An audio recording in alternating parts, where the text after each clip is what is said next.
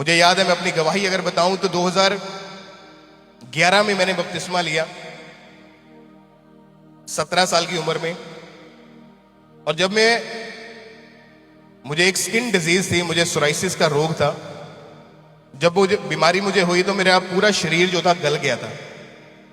पंजाब के बेस्ट से best doctors के पास में गया इलाज करवाने के लिए, इलाज किया लेकिन हल कुछ नहीं हुआ।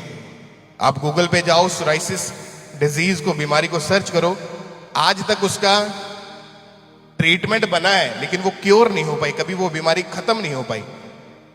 मैं अपने कमरे में बिना कपड़ों के, मेरे शरीर के ऊपर मेडिसिन लगाकर बंद कमरे में मुझे रखा जाता था।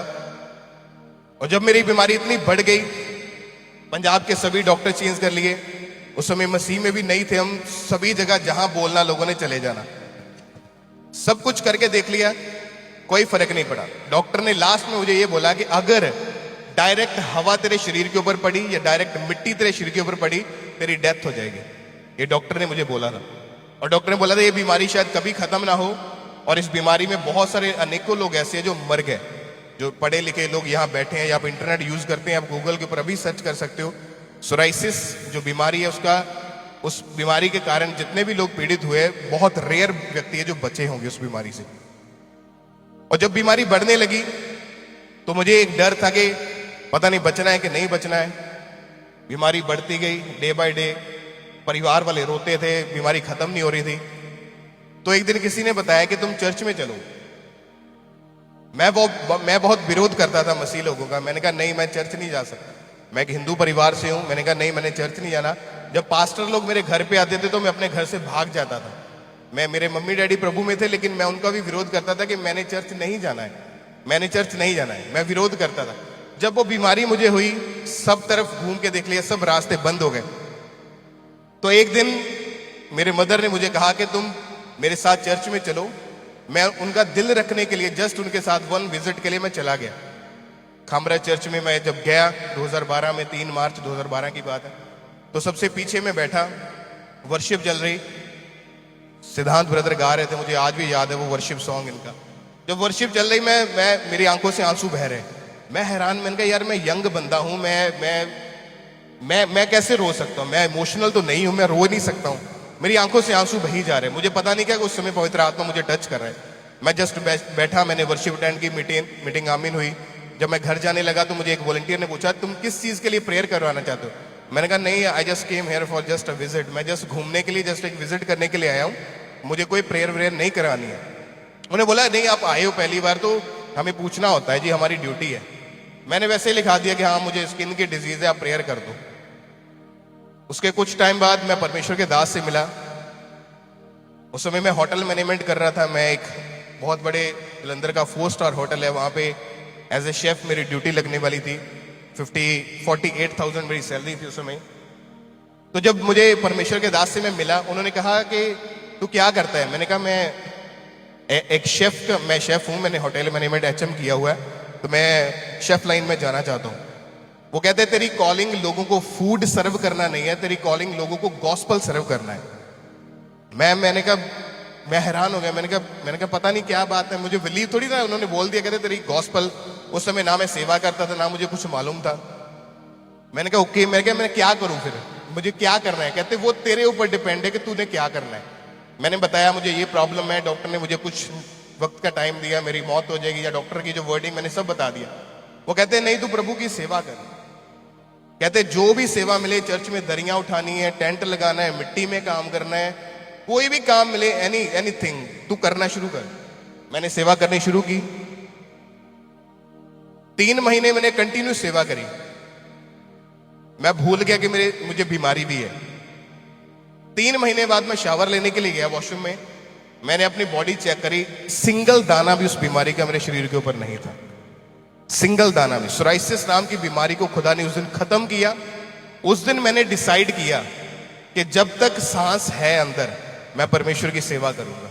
17 साल की उम्र में अपने घर से 2 पैंट, 2 शर्ट, एक मोटरसाइकिल लेके मैं चर्च में आ गया। मैं 13 साल अपने घर में नहीं गया, क्योंकि मेरा घर सिर्फ 10 किलोमीटर दूर था चर्च से। मैंने कहा प्रभु नहीं, अगर मर जाता तो वैसे भी तो मरना ही था ना, खत्म ही था सारा कुछ। अब अगर तूने जीवन दिया है तो ये जीवन अब तेरी सेवा के लिए लगेगा, और कोई काम नहीं करूंगा और कुछ नहीं करना है।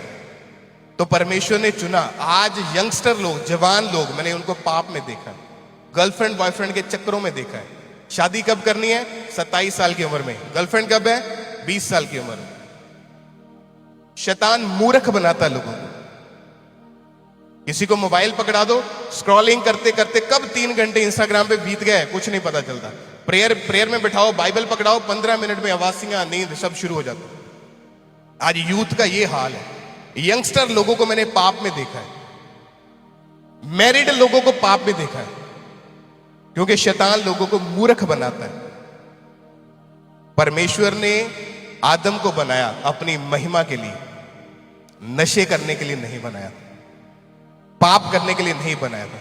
आज किसी यंग बंदे के पास खड़े हो जाओ, 2 मिनट बात करोगे, 2 मिनट में 10 गालियां तुमको सुनने के लिए मिल जाएंगी। आम नॉर्मली बात करते करते मुंह से गालियां निकल रही। उनके अंदर खुदावंत का डर नहीं है। लेकिन अनुग्रह किसके ऊपर हुआ? जब दाऊद को पढ़ा तब अनुग्रह हुआ, जब उसने अपना ध्यान परमेश्वर की ओर लगाया। भेड़ बकरियां चराने वाला व्यक्ति एक राजा बन सकता है। अपने परिवार, अपने कुल, अपने नगर में सबसे छोटा कंगाल लड़का एक शूरवीर बन सकता है। तो परमेश्वर कहता है मेरी बुलाहट हर एक व्यक्ति के लिए, पर उस व्यक्ति को मेरी आवाज सुननी पड़ेगी। हालेलुया। कौन कौन है जो रोज प्रार्थना करता है? अपनी प्रार्थना के समय को बढ़ा दो। एक हमारे पास कौन सा कोई हल है? सिर्फ एक ही तो हल है, प्रार्थना। कोई ऐसा तो नहीं चलो वो टोटका कर दो, वो टोना कर दो, अच्छा ये नहीं, ऐसे नहीं हल हुआ उपाय, और चलो वो कर दो। सब चीजों का हल प्रेयर है, प्रार्थना नहीं है। लोग अपने डिसीजन गलत लेना शुरू कर देते। मैं ब्रदर से मिला जिन्होंने इनवाइट किया आज, तो ये बता रहे थे एक टाइम था इसी रिजॉर्ट में शायद एज ए वेटर काम करते थे। आज खुदावन ने इतनी बड़ी आशीष दी है, खुदावन ने बढ़ाया। किस काम के लिए? अपनी महिमा के लिए। जब हम छोटी छोटी चीजों को, अपने काम को परमेश्वर की महिमा के लिए इस्तेमाल करना शुरू करते हैं तो एक ग्रेस आती है। वो ग्रेस हमें दूसरे लोगों से अलग कर देती है। वो ग्रेस तब आती है जब हमारा संबंध परमेश्वर के साथ पक्की तरीके से जुड़ जाता है।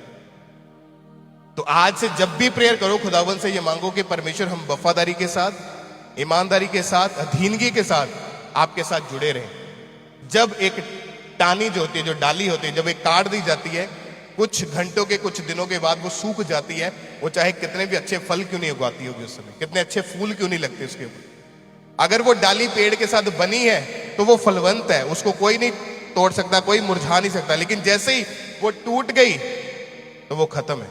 आज चर्चेस का विरोध होता है, लोग चर्च का विरोध करते हैं। कभी भी कोई भी चर्च कभी नहीं गिरी विरोध के कारण, हमेशा पाप के कारण गिरी होगी। अगर आपका किसी ने विरोध किया है तो आप गिरोगे नहीं, लेकिन जब आप इंटरनली पाप कर लोगे तो आप गिर जाओगे। दाऊद देश का राजा 66 लड़ाइयां लड़ा, वो कभी हारा नहीं। लेकिन जैसे ही उसने पाप किया, मरते दम तक वो तलवार उसके परिवार से कभी हटी नहीं। हालेलुया। तो लोग आपको करेक्ट करेंगे, लोग आपको करेक्ट करने की कोशिश करेंगे, तो लोगों की परवाह नहीं करनी है। लोग बहुत कुछ कहेंगे। कितने जन समझ रहे हैं बात को? रोज बाइबल पढ़ो, हर रोज बाइबल पढ़ो। लोगों को लगता कि नशा जो है, नशा एक आदत है, डिप्रेशन एक आदत है। अगर डिप्रेशन या नशा एक आदत होती तो एक बाप अपने बेटे के 2 चमाट लगाता, बेटा नशा छोड़ देता डर के मारे कि मैंने आदत गंदी पकड़ ली है। बट जब हम मसीह में आते हैं तब हमें समझ आती है कि नशा जो है वो कोई आदत नहीं, वो एक स्पिरिट है। प्रेयर हुई, स्पिरिट बाहर गई, अगले सेकंड नशा करने को मन नहीं करेगा। लोग कहते हैं डिप्रेशन है, डिप्रेशन है, रोज गोलियां खा खा के थक गया, गोलियां खा खा के थक गया। डिप्रेशन गया नहीं, बाइबल पढ़ना शुरू की, डिप्रेशन गायब हो। यही हमारी जिंदगी का सब कुछ है। हर एक प्रॉब्लम का हल इस बाइबल में लिखा हुआ। परमेश्वर कहता उस पे अनुग्रह होगा जो मेरे साथ जुड़ा रहेगा। परिस्थितियां आ सकती हैं, प्रॉब्लम्स आ सकती हैं, लोग छोड़ सकते हैं, रिश्तेदार छोड़ सकते हैं, सब कुछ बंद हो सकता है, लेकिन जब हम प्रभु के साथ जुड़े रहते हैं तो वही लोग जो विरोध करते थे एक टाइम पे, वही आपके साथ चेयर में चर्च में बैठे होंगे कि हाँ परमेश्वर खुदावंद यीशु मसीह जीवित परमेश्वर है। आपकी गवाहियां ऐसी होनी चाहिए कि लोगों को पता चले कि तुम यीशु मसीह की संतान हो। हालेलुया। परमेश्वर छोटे छोटे लोगों को चुनता है, छोटे लोग इन द सेंस के जो लोग कुछ भी नहीं है, परमेश्वर कहता मैंने उनको चुन लिया। जो लोगों की तरफ से उनको मूर्ख कहा जाता था, परमेश्वर कहता मैंने मूर्खों को चुन लिया, जगत के जो अपने आप को बुद्धिमान समझते उनको लज्जित करने के लिए। हालेलुया। तो आज से परमेश्वर से प्रेयर करो कि खुदावंद हमारा रिश्ता आपके साथ और मजबूत होता जाए। जितने यंग भाई बहन यहां पे बैठे हैं, अपनी लाइफ को चेक करो, अपनी लाइफ को चेक करो। जितने गलत कॉन्टेक्ट्स हैं उनको डिलीट कर दो, जितने पाप के भंडार हैं उनको बंद कर दो।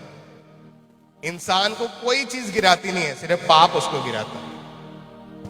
ये वचन कड़वा लग सकता है क्योंकि ऐसी मीटिंग में हम सोचते हैं कि शायद खुशियां खुशियां की बात होगी, लेकिन ये खुशी जो आपको वर्ड देगा, जो वचन देगा, करेला कड़वा होता है ना जब उसका जूस पीते हैं, लेकिन जब चेहरा निखर के आता है लोगों को खुशी होती है कि वाह ये बहुत अच्छा है। वचन कड़वा जरूर है, लेकिन जब आप अपनाओगे तो सबको समझ आ जाएगा। उसके वचन में लिखा कि परमेश्वर कहता है मेरे मार्गों में, मेरे रास्तों में उत्तम उत्तम पदार्थ पाए जाते हैं। कहता है यदि तुम आज्ञाकारी होकर मेरी मानोगे तो इस देश के उत्तम उत्तम पदार्थ खाने पाओगे। परमेश्वर ने हर बार वायदा किया कि मैं तुझे बेस्ट दूंगा, तुझे बेस्ट दूंगा, लेकिन उससे पहले एक आज्ञा थी कि यदि तुम मेरी आज्ञाकारी होकर मानोगे। मानना क्या है? पाप से दूर रहना, व्यभिचार से दूर रहना, नशों से दूर रहना, गालियों से दूर रहना, बुराई से, धोखाधड़ी से दूर रहना। हालेलुया। अगर 2 घंटे 3 घंटे व्यक्ति मोबाइल चला सकता है, रील्स देख सकता है, टीवी देख सकता है, नेटफ्लिक्स देख सकता है, वो 2 घंटे प्रेयर भी कर सकता है। प्रार्थना आपकी लाइफ की हर एक प्रॉब्लम को दूर कर सकती है, हर एक सिचुएशन को चेंज कर सकती है। परमेश्वर के दास हमारे आत्मिक पिता, एक बार उनके लिए जोर से तालियां बजाओ कि खुदावन ने अपने दास को इस्तेमाल किया और बड़ी रीति के साथ इस्तेमाल किया, बड़ी रीति के साथ। उनके द्वारा लाखों यूथ चेंज हुआ, लाखों लोगों ने परमेश्वर के वचन को ग्रहण किया, लाखों लोगों ने परमेश्वर के उद्धार को ग्रहण किया। तो आज यहां पे इकट्ठे होने का मकसद हो सकता है कि जस्ट अ केक सेरेमनी, लेकिन परमेश्वर का वर्ड जो है एक्चुअल में जो मिठास लेके आएगा वो परमेश्वर का वर्ड लेके आएगा। मैं आपको परमेश्वर के वचन में से कुछ चीज बताना चाहता हूं। मैं बात करूंगा ग्रेस के ऊपर कि परमेश्वर की जो ग्रेस है, जो परमेश्वर का अनुग्रह है, वो किसके ऊपर होता है, और जब ग्रेस आती है तो उसके बाद बदलाव क्या आता है। दाऊद को आपने बाइबल में पढ़ा है, वो एक साधारण सा एक चरवाहा था, भेड़ बकरियों को चराने वाला, जंगलों में जाके काम करने वाला, अपने परिवार में सबसे छोटा था। कोई उसको खास कोई पसंद नहीं करता था, उससे खास कोई बातचीत नहीं करता था, लेकिन वो क्या करता था, वो भेड़े चराता था, अपने पिता की बात को मान के वो सब काम करता जाता था। और सबसे इंपॉर्टेंट बात कि वो परमेश्वर का डर रखने वाला व्यक्ति था। उसके अंदर परमेश्वर का एक भय था, परमेश्वर का एक डर था उसके अंदर कि हाँ कि परमेश्वर ने मुझे जिस काम के लिए बुलाया है, मैंने पवित्रताई में रहते हुए परमेश्वर के काम को करना है। जब वो उस चीज को करता गया धीरे धीरे करके, तो खुदावंद का अनुग्रह उसके ऊपर आया। टीन एज में, यंग एज में, 14-15 साल की उम्र में शमूएल नबी के द्वारा परमेश्वर ने उसका अभिषेक किया। खुदावंद ने उसको चुना अपने कामों के लिए। यहूदा गोत्र का वो राजा बनाया गया, आगे जाके वो इजराइल का राजा बना, आगे जाके उसने बड़े काम किए, लड़ाइयां लड़ी और वो ऊंचा किया गया। आप इमेजिन करें एक साधारण सा व्यक्ति जो टीन एज में बकरियां चरा रहा है, भेड़ें चरा रहा है, एक देश का राजा कैसे बन सकता है। ये बात है ग्रेस की, कि ग्रेस जब आती है तो लाइफ चेंज हो जाती है। जब ग्रेस आई दाऊद के ऊपर, परमेश्वर ने अपना अनुग्रह किया दाऊद के ऊपर, तो वही भेड़ बकरियां चराने वाला व्यक्ति एक दिन उसी देश का राजा बन गया। आज परमेश्वर ने हर एक व्यक्ति को, इसकी आज परमेश्वर ने हर एक व्यक्ति को चुना है अपने काम के लिए। अगर आपकी उम्र 80 साल है तो इसका मतलब ये नहीं कि आपकी उम्र ज्यादा होगी, शायद खुदावंद की कोई कॉलिंग नहीं है। आप 15 साल के हैं, आपको लगता है मेरी उम्र छोटी है, अभी मेरे ऊपर कोई बुलाहट नहीं है, दाऊद सिर्फ 15 साल का था, 14 साल का था, जस्ट टीन एज में उसके चेहरे से लाली झलकती थी। लिखा उस समय खुदा ने उसके ऊपर अनुग्रह किया और वही एक छोटा लड़का जो भेड़ बकरियां चरा रहा था उसी देश का वो राजा बनाया गया। ये बात है ग्रेस की।